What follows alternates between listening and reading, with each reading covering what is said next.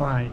Councilmember Brown, I'm forgetting your first name. Jamie. Jamie Brown, representing the 6th Ward. You had a problem with item number 1, which is the third reading of an ordinance to allocate 20 parking spots on the West 2nd Street city parking lot. Right. So two main points I would highlight. The first is the conversation came out of really contentious conversations from Auditor Lehner about kind of a grievance he had with an arrangement between the city and the county in terms of the jail and how it's funded and paid for, which is an ongoing conversation for sure. But the way it was approached and kind of the nature of how those conversations kind of dwindled away, it seemed problematic at the least, and at the most it seemed maybe politically charged. And so I expressed during the meeting, and I'll express it here, I have regret in voting to have that leave committee. To be honest, I think it was just a really uncomfortable vote, a very uncomfortable time. And so, I take accountability for not doing the due diligence then. I don't think it ever should have left committee, because the solution, the solution seems problematic to development, the broader development of downtown, and taking advantage of the opportunities that are going to come with the World Heritage designation, increased tourism, increased traffic downtown. Parking is already a headache. That's kind of the sense I get from folks. I don't think that gets better with more influx of commerce and tourism. And so I totally appreciate the needs of law enforcement officials, but I think we tried to solve this too quickly. I think the vote was in haste in the midst of that contentious conversation. It felt politically charged, and I think that there's probably a better solution to this problem if we were to have it outside of the contention of where it originated from. Now, I wasn't following this issue early on, but wasn't it already in progress before the county auditor brought up the jail fees?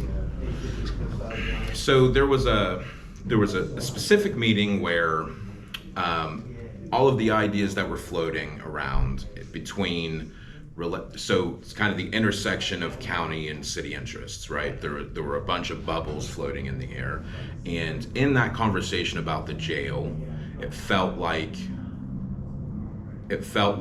the intensity of that conversation forced everyone to put all of those things out on the table.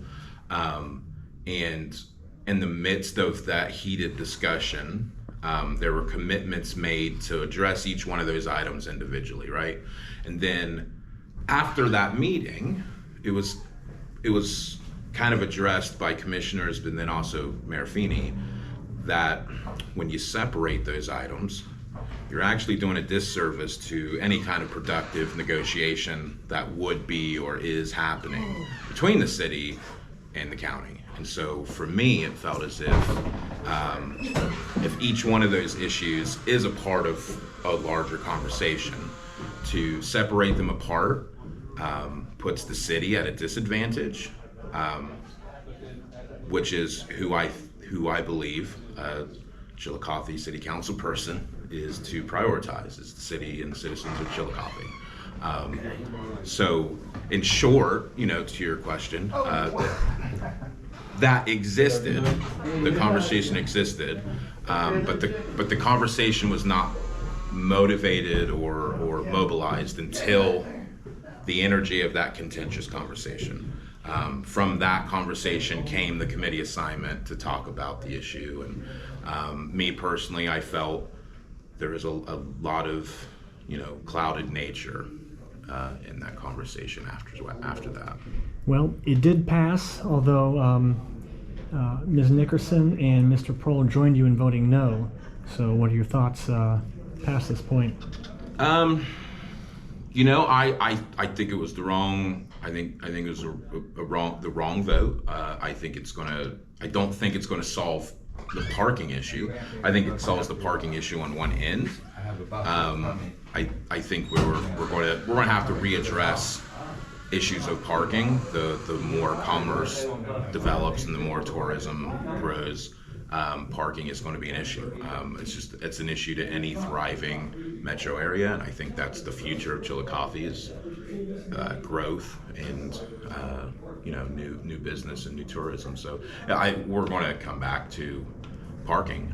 In terms of specifically law enforcement, I think it's a win for those folks.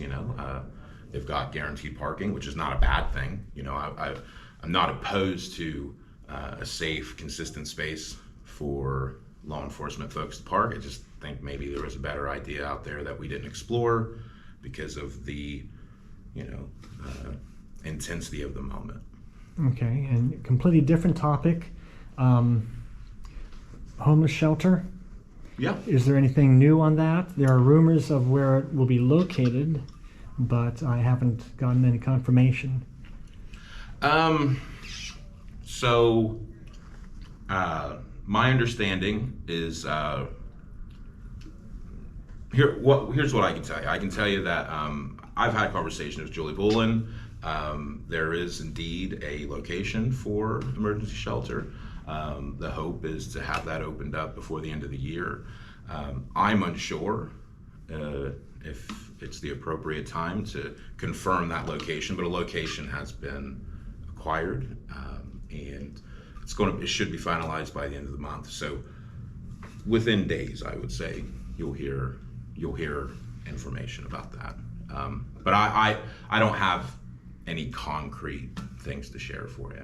Okay, I know the unhoused has been a focus for you. Yeah, for sure. My day job, I work for Sojourners Care Network. We primarily serve runaway and homeless youth.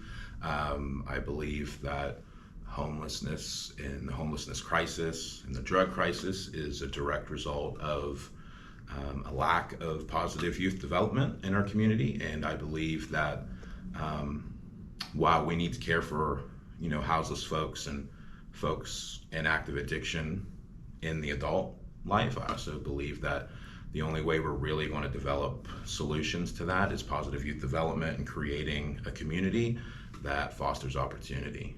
And it's not to say that doesn't exist now, but it's not intentional to the most vulnerable in our community. All right, Jamie Brown, who represents the 6th Ward, thank you very much. I appreciate it.